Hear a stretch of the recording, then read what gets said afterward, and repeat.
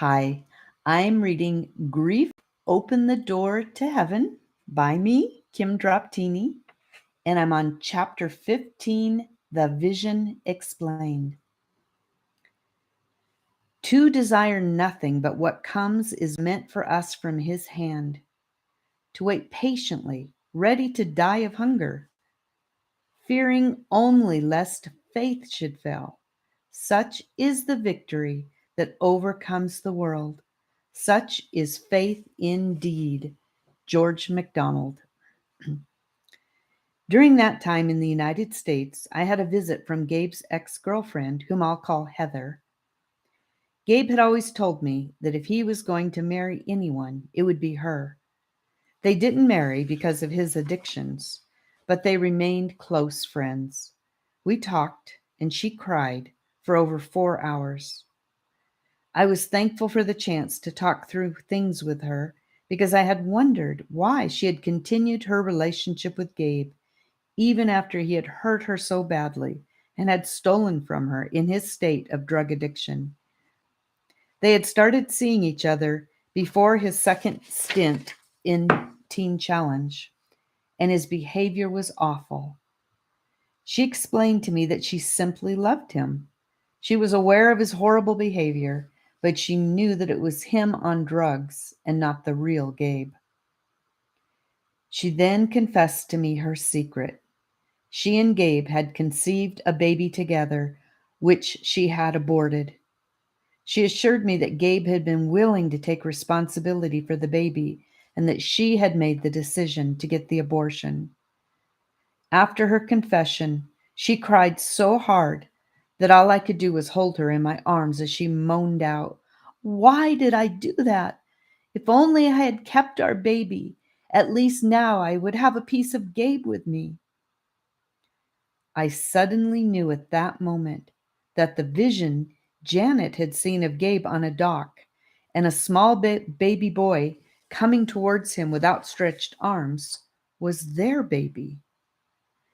As gently as I could, I told her about my visit with Janet at Starbucks and that she had a vision of Gabe near the ocean on a dock with a baby boy running towards him. I then asked Heather, "How old would your baby be about now?" She figured it up and said the baby would be about 2 years old. "Heather," I said, "that's how old the baby was in Janet's vision. I'm just sure she saw your baby. Now you can know for certain that your baby is alive. He's a boy, and he is with Gabe in heaven."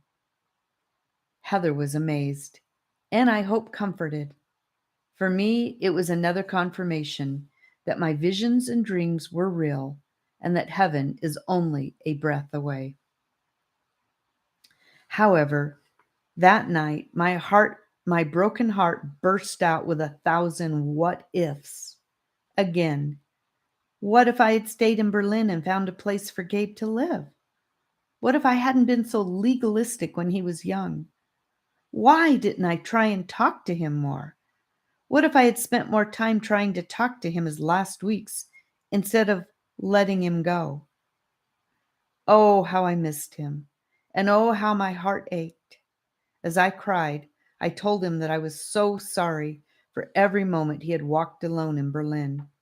My remorse was physically painful.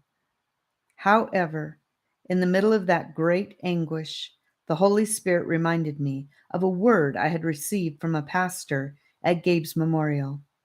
He had said, "Kim, on my way to the service, the Lord spoke something to me.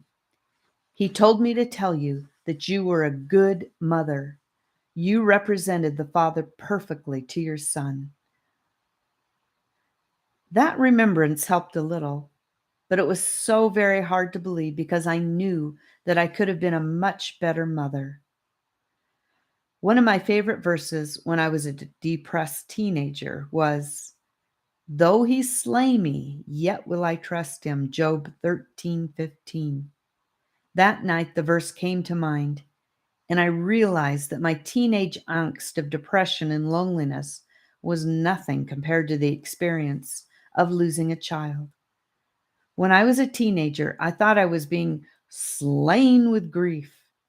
And now, as I knew such a deeper pain, I also realized, to a very small extent, what Job went through. My awe increased that Job was able to say, "Though he slay me, yet will I trust him." I determined that I would put that same mantle on my head. I wrote it out in my diary like this: "Though I'm single the rest of my days, though he takes all my children away, though fire consumes all my possessions, yet will I love him, yet will I trust him." I was learning that Job's faith and declaration are part of what the Father wants to accomplish in each and every one of us. He desires our complete trust in him, no matter what the circumstances. And when we know him well enough, we learn that he is good enough to be trusted. End of chapter 15. Thank you for listening, and I hope to see you in chapter 16.